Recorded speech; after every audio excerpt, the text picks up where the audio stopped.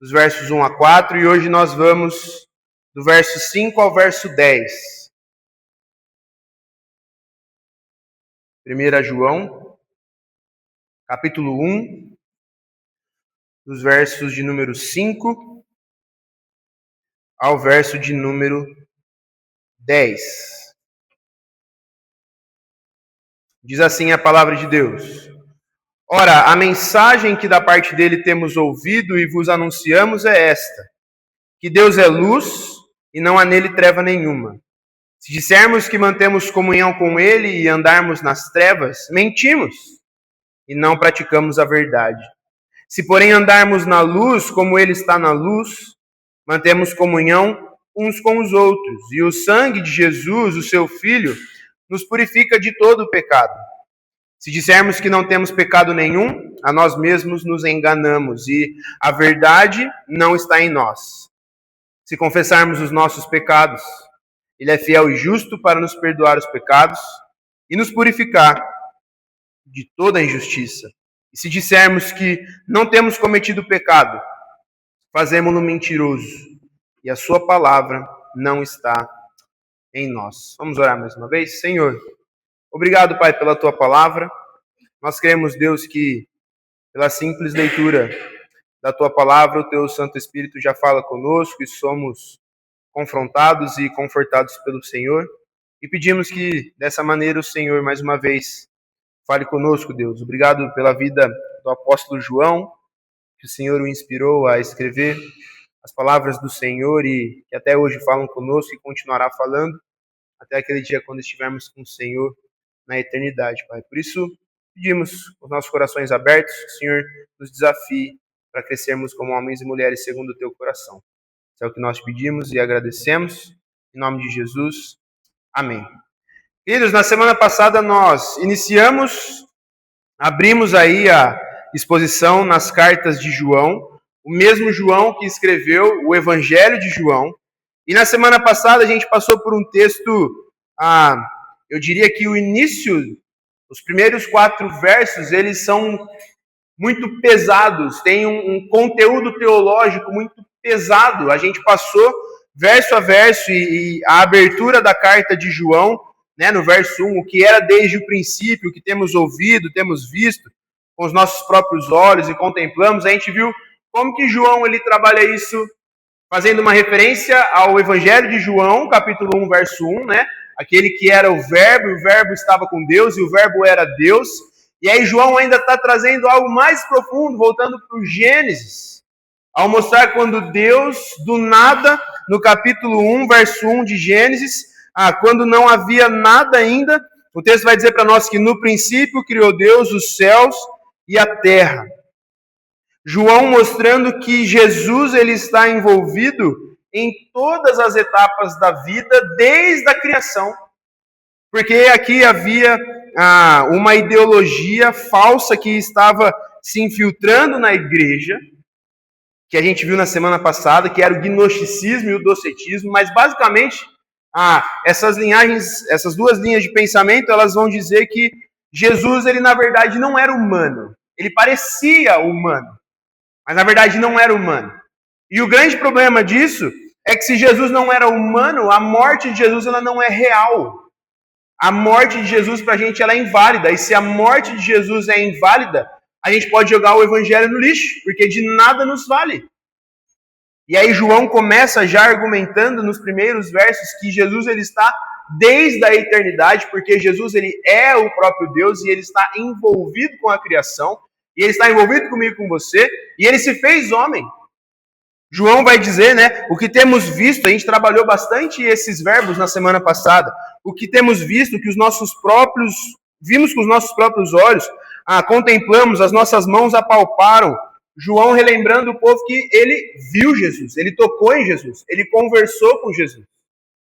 E agora nós temos a oportunidade de desfrutar da mesma comunhão que os apóstolos tiveram com Jesus. Hoje eu e você temos a oportunidade de desfrutar desse mesmo relacionamento e dessa mesma comunhão. A gente viu basicamente isso na semana passada. E que Jesus ele é o centro do Evangelho. Lembre do exercício que a gente fez na semana passada.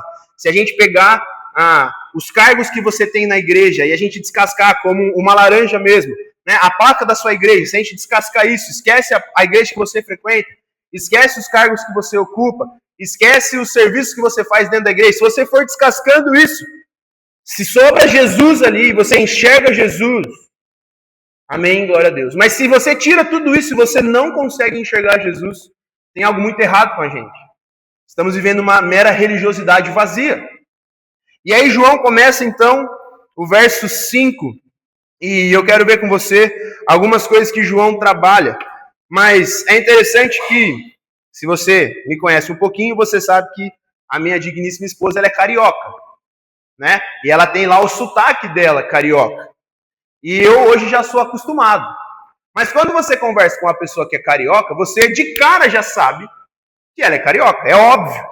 Se você conversa com uma pessoa que é do Nordeste, de cara você já sabe que pelo menos ela não é daqui da nossa região. O nosso sotaque, ele entrega um pouco, pelo menos, de onde a gente é, mostra um pouquinho das nossas características. E é interessante que lendo esse texto, e agora o que João vai falar para nós, é que quando nós somos cristãos, a gente assume uma identidade que as pessoas, ao conversar com a gente, ao nos conhecerem, deveriam pelo menos perceber que há algo diferente em nós. Deixa eu mutar aqui, senão vai dar problema. As pessoas deveriam olhar para a gente e perceber que há algo diferente na minha vida e na sua vida. E aí João inaugura aqui o verso 5, dizendo: ora, a mensagem que da parte dele temos ouvido e vos anunciamos é essa, que Deus é luz e nele não há treva nenhuma. Então agora a primeira argumentação de João, depois de abrir a carta nos 4 primeiros versos, ele vai trazer uma afirmação. Deus é luz. E isso é extremamente importante que a gente saiba. E veja, a mensagem que da parte dele, da parte de quem? Da parte de Jesus. Porque João estava falando sobre Jesus aqui. Então a mensagem que da parte de Jesus nós recebemos, temos ouvido e agora anunciamos a vocês, é essa de que Deus é luz e nele não há treva nenhuma. João agora ele estabelece o alicerce, a base de toda a comunhão da igreja e o princípio aqui agora de onde a argumentação dele vai partir, que é Deus é luz. O caráter de Deus, o caráter do Deus que nós cremos, que em Jesus nós vimos, apalpamos, vimos, que era desde o princípio, que está envolvido desde a criação, não é um caráter duvidoso. O caráter, a pessoa de que nós estamos falando aqui, sendo o próprio Deus, é um Deus santo. E luz aqui, se você fizer um estudo sobre a palavra luz em toda a Bíblia, você vai ver que sempre luz tem a ver com santidade absoluta, tem a ver com pureza, tem a ver com perfeição, tem a ver com verdade plena, tem a ver com algo que incomoda as pessoas, mas no sentido de a minha presença, ela mexe com um ambiente onde o mundo está em trevas. Porque se o mundo está em trevas por conta do pecado, e Deus é luz, onde Deus está, a luz incomoda. É aquela ideia de quando você está num ambiente escuro, e aí vem um engraçadinho e acende a luz de repente, aí você mexe tudo ali no olho e você fala, nossa, apaga a luz, ou avisa antes. É essa a ideia. O mundo está em trevas e Deus é luz. E Deus está em nós. Então nós temos que brilhar essa luz. João começa assim, argumentando desse jeito. E não só isso, ele reforça a ideia na sua argumentação de que Deus é luz e não há nele treva nenhuma. A construção aqui no grego é interessante, no original, de que não é apenas a ideia de que não há trevas em Deus, mas não há a possibilidade de haver trevas em Deus. Não há mistura, não há engano, não há uma possibilidade de ruína. E isso para nós é estritamente especial e traz para nós agora a possibilidade de olhar para esse Deus e continuarmos a crer nele. O mesmo Deus que é fiel desde sempre, que cumpriu tudo aquilo que prometeu, e vimos isso em Josué. Esse mesmo Deus agora, onde em Cristo, desde a eternidade, estava junto na criação e nele agora os apóstolos viram, ouviram e proclamam essa mensagem, não há a possibilidade de haver trevas. E se não há a possibilidade de haver treva nele, não há a possibilidade de ser manchado ou corrompido. E se não há essa possibilidade, ele é um Deus perfeito, digno de toda confiança, digno de nós podermos entregar todo o nosso ser nas mãos desse Deus, porque há a certeza de que ele não será manchado jamais.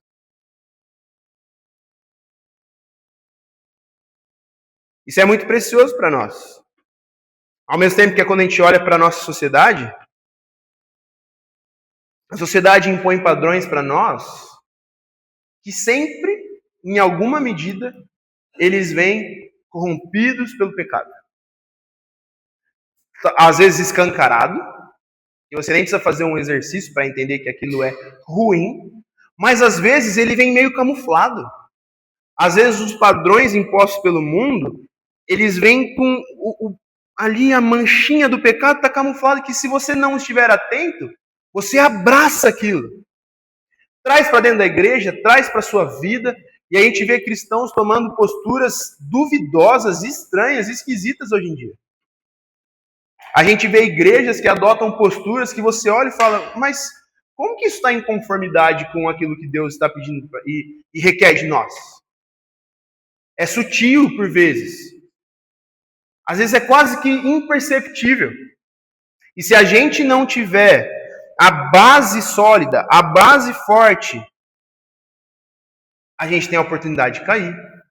Por isso que aquele exercício de descascar o nosso coração, ele é importante, porque se não tiver Jesus no centro, quando o centro da nossa vida é o cargo que eu ocupo, a chance de uma corrupção, de um engano, de uma queda, ela é maior sem Cristo.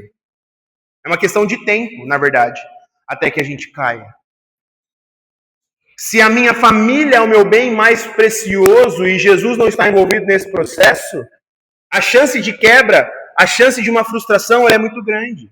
Se o meu trabalho é o centro da minha vida e não há Jesus no centro, a queda é uma questão de tempo. O abandono às Escrituras, o abandono ao Senhor é uma questão de tempo. Por isso que João volta a essa argumentação agora e trabalha essa base. Deus é luz. Fiquem atentos com o padrão do mundo, porque o docetismo e o gnosticismo, ele não vinha como um demônio invadindo a igreja, vinha como algo bom. Como quem pensava aqui nessas ideologias aqui do gnosticismo e do docetismo, não eram pessoas que não tinham conhecimento, eram sábios.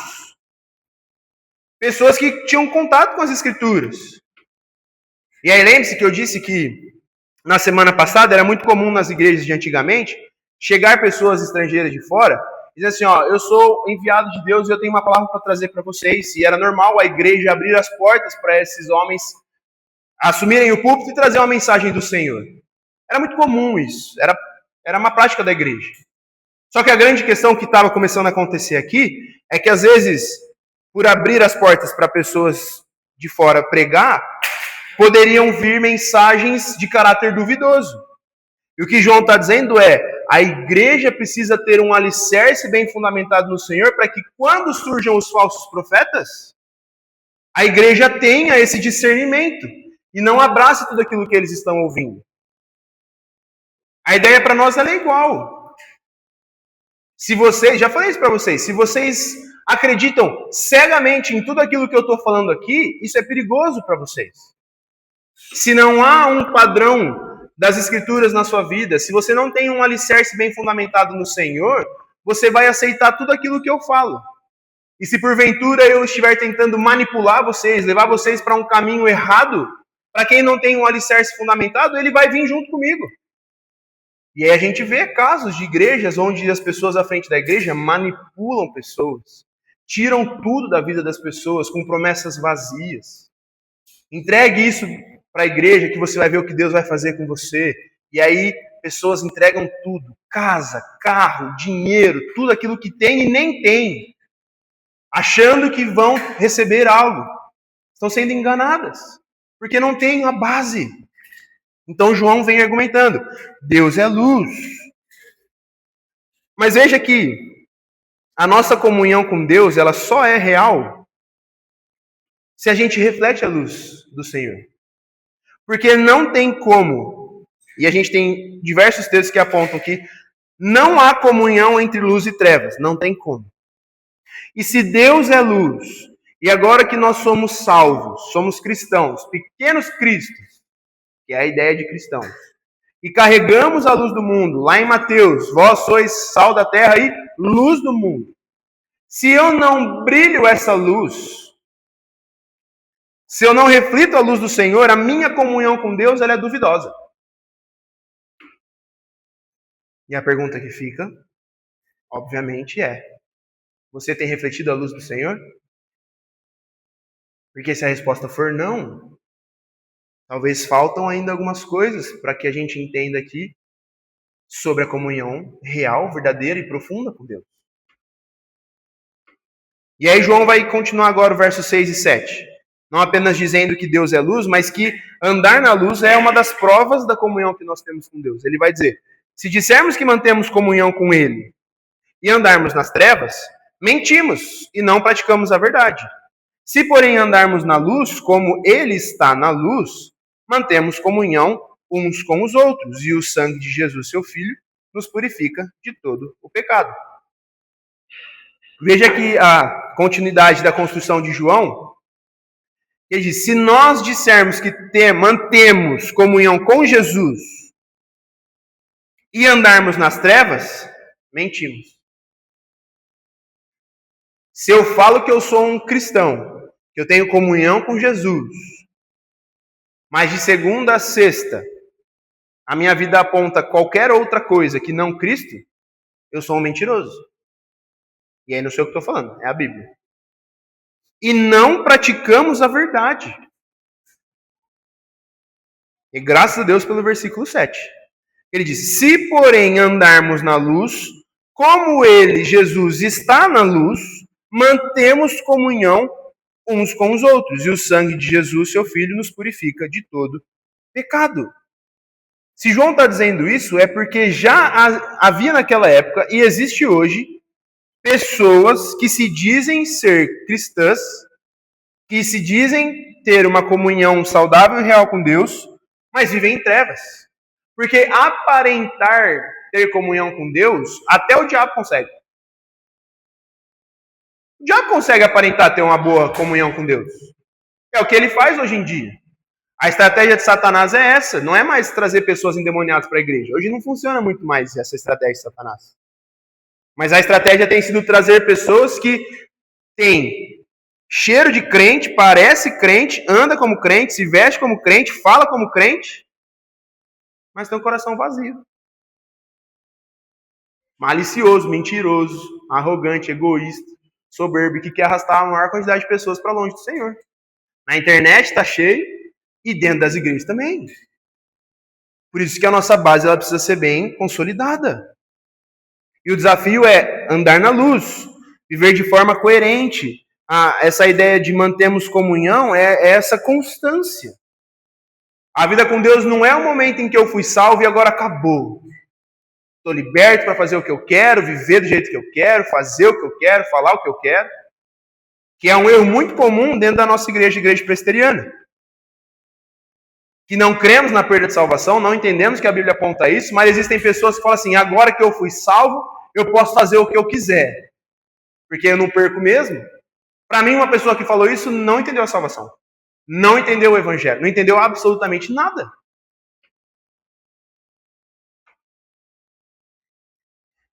E veja o resultado de andarmos na luz que João traz. Comunhão com os irmãos. Mantemos comunhão uns com os outros. E essa ideia, essa expressão ela é muito bonita que João traz. Né? O sangue de Jesus, o seu Filho, nos purifica de todo pecado. O verbo purificar aqui, ele tem essa ideia de constância, igual ele traz nos primeiros versos. Essa ideia de que é uma purificação contínua pelo sangue de Jesus, porque Jesus está cuidando da igreja. Jesus está pastoreando a igreja. Ele cuida daqueles que mantêm comunhão com ele. Ele protege como um pastor. Ele cuida da gente. Ele se importa com a gente. Ele se importa com você. Ele está cuidando de você. Mas o que ele requer de nós é mantenha essa comunhão com os irmãos, mantenha a sua comunhão com Deus, caminhe na verdade. Porque se você se envolve numa comunhão com os irmãos, está em todo domingo na igreja, está lá no pequeno grupo durante a semana, está fazendo lá suas boas obras durante a semana, mas com um coração vazio e com intenções erradas e egoístas e mentirosas, você anda nas trevas, você é um mentiroso, você não entendeu nada. E tudo isso porque a gente precisa olhar para a grande história da Bíblia. Porque, veja, na criação há uma comunhão lá de Adão e Eva com Deus. Uma comunhão perfeita, imaculada, sem manchas. Né? Deus descendo ao jardim todos os dias para conversar com Adão, para conversar com Eva. Algo maravilhoso, que a gente só vai entender isso no céu. Mas, de repente, vem uma separação por conta do pecado, e uma separação hostil, onde agora o nosso coração ele é enganoso. Agora a gente já nasce com essa condição de pecadores. O que João está dizendo para nós aqui é que, no que depender de nós, seremos mentirosos. No que depender de nós, andaremos nas trevas. Se Deus desse para nós a chave da salvação e disse, vá lá, faça por merecer, em poucos segundos, talvez, a gente já teria estragado tudo. Por isso que João diz, no verso 7, que o sangue de Jesus nos purifica de todo pecado, e tem essa ideia contínua de que por causa da salvação e agora nesse processo de santidade, depois da quebra lá em Gênesis capítulo 3, agora no sangue de Cristo há essa restauração e a possibilidade de sermos reconectados com Deus e agora sim andarmos na verdade, brilharmos a luz do Senhor e mantermos comunhão com Ele. Mas essa só é uma realidade para aqueles que estão no Senhor. Porque a purificação não é mérito nosso, mas é obra constante de Cristo. E para ser obra constante de Cristo, a encarnação de Jesus tem que ser real. O combate ao gnosticismo e ao docetismo, João argumentando isso com profundidade teológica. Porque Jesus estava lá encarnado, porque ele está desde o princípio. Veja que o que João está trazendo aqui é muito conteúdo pesado e profundo para que a base esteja bem alicerçadinha ali, bem construída. E aí, parece que João não se cansa, né? E ele vai trazer ainda mais peso do verso 8 ao verso 10. Ele vai dizer, se dissermos que não temos pecado nenhum, a nós mesmos nos enganamos e a verdade não está em nós. Se confessarmos os nossos pecados, ele é fiel e justo para nos perdoar os pecados e nos purificar de toda a injustiça. E o verso 10, se dissermos que não temos cometido pecado, fazemo-lo mentiroso e a sua palavra não está em nós. João constrói tudo isso, desde o verso 1, falando de Jesus. Ele continua agora do verso 5 ao 7, mostrando que Deus é luz, não há possibilidade de corrupção no Senhor, ele é luz, não há treva nenhuma. E nós devemos manter comunhão com o Senhor, não viver nas trevas, nessa luta constante, e tudo isso pela possibilidade que nós temos em Jesus, pelo sangue de Cristo que nos purifica do pecado.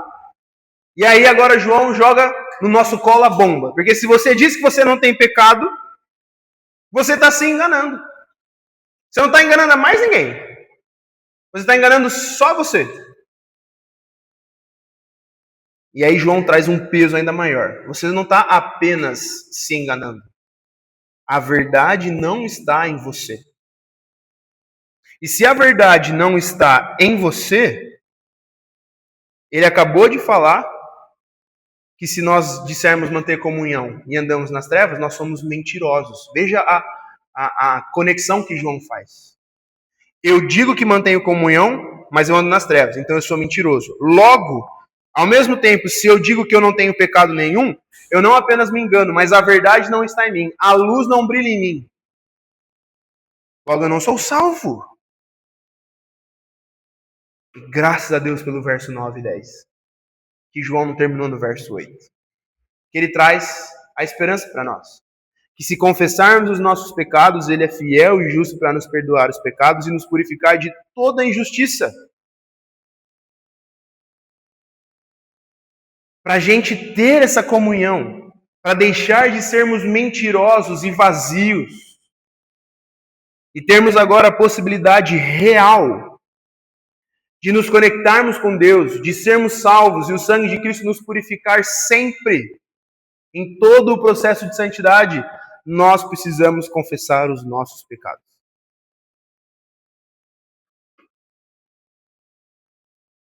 Veja que negar o pecado é uma atitude de auto-engano, de orgulho, de soberba. Mas a confissão é o caminho onde nós encontramos a luz no fim do túnel. A luz de Deus que brilha está disponível para aqueles que andam nas trevas. O caminho é reconhecer que somos pecadores, confessar os nossos pecados, reconhecer que Jesus pagou o preço de sangue por nós. Então agora nós estamos na luz e podemos manter comunhão com Deus. E aí o verso 10, João disse: dissermos que não temos cometido pecado, fazemo-lo mentiroso e a sua palavra não está em nós. Olha o que João disse, que se eu digo que eu não tenho pecado, é mais do que um auto-engano, é mais do que a verdade não estar em mim. Se eu digo que eu não tenho pecado, eu faço de Deus um Deus mentiroso.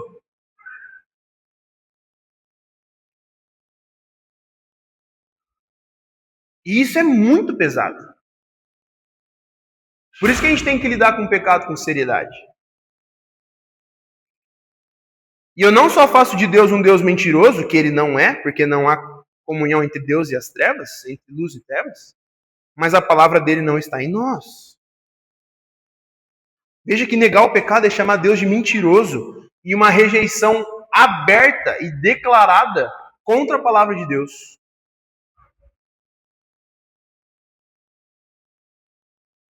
Isso não porque só Gênesis capítulo 3 vai falar isso para nós. Mas eu queria ler com você, só fazer uma ponte aqui. Se você puder abrir comigo lá em Romanos capítulo 1, ou acompanhar a projeção. Romanos capítulo 1.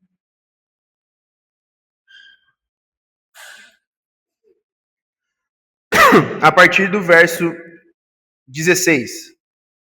Olha só o que Paulo vai falar. Pois não me envergonho do evangelho, porque é o poder de Deus para a salvação de todo aquele que crê, primeiro do judeu e também do grego. Visto que a justiça de Deus se revela no evangelho de fé em fé, como está escrito, o justo viverá por fé. Aí a partir do verso 18, Paulo traz agora como que é a vida daqueles que não estão no Senhor e como que a ira de Deus pesa sobre esses homens. Diz assim, a ira de Deus se revela do céu contra toda a impiedade e perversão dos homens que detêm, trocam a verdade pela injustiça.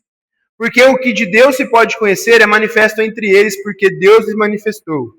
Porque os atributos invisíveis de Deus, assim como o seu eterno poder, como também a sua própria divindade, claramente se reconhecem desde o princípio do mundo, sendo percebido por meio das coisas que foram criadas. Tais homens são, por isso, indesculpáveis. Nós não temos desculpas para dizer, nossa, eu não sabia que eu era pecador.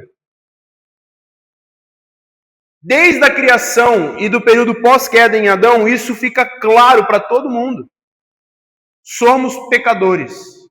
E Deus, ele manifesta isso desde a criação. E aí ele vai dizer que tais homens são indesculpáveis. E ele continua, agora a partir do verso 21, justificando como que nós somos indesculpáveis por isso. E aí o verso 24 vai dizer assim, por isso Deus entregou tais homens à imundícia pelas concupiscências do seu próprio coração, para desonrarem o seu corpo entre si. No verso 26, por causa disso os entregou Deus às paixões infames.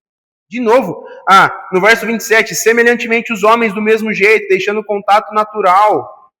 E aí no verso 28, por haverem desprezado o conhecimento de Deus, o próprio Deus os entregou a uma disposição mental reprovável para praticarem coisas inconvenientes. E no verso 32, conhecendo eles a sentença de Deus, de que são passíveis de morte os que tais coisas praticam, não somente as fazem, mas também aprovam os que assim procedem. Veja que Paulo fala, e isso tem muito a ver com o que João está falando aqui. Que a ira de Deus, ela se revela contra, agora, o pecado. Só que em Gênesis 3, o pecado de Adão, ele não corrompe só o homem, só a humanidade. Toda a criação é corrompida pelo pecado. Toda ela, sem exceção. E não apenas isso, nós somos indesculpáveis por isso. Porque em toda a criação que revela essa mancha do pecado, em alguma medida, ninguém tem aí a possibilidade de dizer, eu sou inocente, eu não sabia que eu era pecador. E não só isso, no verso 32 aqui em Romanos, Paulo vai falar que esses homens que não conhecem a Deus, conhecendo a sentença de Deus, são passíveis de morte, sabem que vão morrer, né? Os que vivem na prática do pecado, eles não somente as fazem, não somente estão envolvidos com o pecado, mas aprovam quem assim procede. Esse capítulo 1 de Romanos, Paulo está mostrando um pouquinho da realidade daqueles que estão nas trevas. Que enquanto estão nas trevas, não apenas gostam e desfrutam das trevas, mas aprovam e aplaudem e incentivam aqueles que também estão. Por isso que o nosso papel aqui, de brilharmos e refletir a luz de Cristo, é muito sério. É um compromisso sério que a gente tem que ter. Por isso que eu perguntei lá no começo, usando o exemplo da Ana, né, do sotaque. As pessoas, quando conversam com a gente, quando interagem com a gente, elas percebem que há algo diferente em nós. A gente se importa em ser intencional e em pregar o evangelho para as pessoas, em demonstrar com a nossa vida, em ganhar o direito de ser ouvido, em determinado momento pregar abertamente o evangelho para as pessoas. Porque se a gente não faz isso, a gente não está brilhando a luz do Senhor. E se a gente não está brilhando a luz do Senhor, a gente está fazendo o quê? Porque aí somos mentirosos, estamos nos enganando, fingindo que temos um bom relacionamento com Deus, vindo à igreja de vez em quando para só falar assim, Deus, está vendo que eu estou indo, né? Aí quando passa um tempo que não vai, assim, vixe, acho que Deus está ficando preocupado comigo, eu vou de novo? E aí ele vai ver que eu fui, ele vai gostar. Aí vem de novo, e aí você vai fingindo que você tem uma comunhão com Deus. Enganando o Pedro? Não. Enganando a você mesmo. Por isso que a confissão do verso 9 é o nosso ato de reconciliação vindo da parte de Deus, de confessar os nossos pecados, porque Ele é fiel e justo. Ele não é mentiroso, Ele não é infiel, Ele não é injusto. Mas Cristo é fiel e justo para nos perdoar. E não só isso, nos purificar e permitir que a luz dele agora brilhe em nós. Por isso que a nossa vida tem que ser marcada por arrependimento constante, lutar contra os nossos pecados, a insistência de busca a Deus, tenha contato com as Escrituras, ore uns pelos outros, estejamos juntos aqui na comunhão com Deus, entre os irmãos ouvindo a palavra de Deus. Porque senão a gente está caminhando para onde? Com qual objetivo? Com qual propósito? E aí qualquer filosofia duvidosa, que às vezes tem uma aparência boa, mas que fede. Igual aquela frustração quando você vai no churrasco, você compra aquele pedaço de carne, nossa, a peça tá bonita, a hora que você abre, a peça tá estragada. E sobe aquele cheiro. É assim a estratégia de Satanás. Vem bonito, tem uma boa aparência, mas a hora que a gente se envolve, fede, é podre, nos afasta do Senhor. E se a nossa base não estiver bem alicerçada, se nós não reconhecermos que Jesus é a luz do mundo, que cumpre a obra da salvação, ao morrer por mim e por você, que Ele é o Criador da luz, o Redentor que nos resgata das trevas. Se a gente não entende que a gente só pode andar na luz porque a gente foi purificado pelo sangue do Cordeiro, que derramou precioso sangue por nós, A gente está caminhando para onde? Por isso que andar na luz também é uma forma da gente poder antecipar um pouquinho e experimentar um pouquinho da vida eterna que a gente vai ter na eternidade. A gente desfruta de pequenos tiragostos daquilo que a gente vai viver na eternidade no céu. Mas o que fica da pergunta para mim e para você é: qual é o sotaque que a gente tem passado para as pessoas? As pessoas ouvem, o que elas percebem? Qual o diagnóstico que elas fazem? Elas enxergam Cristo em nós? Ou a gente está se camuflando muito bem, enganando a nós mesmos? Por isso, há oportunidade de reconciliação se nós confessarmos os nossos pecados, porque Ele é fiel e justo para nos perdoar os pecados e nos purificar de toda a injustiça. Amém, queridos? Vamos nos colocar em pé? Vamos orar? Encerrando o nosso tempo de culto e recebendo a bênção do nosso Deus.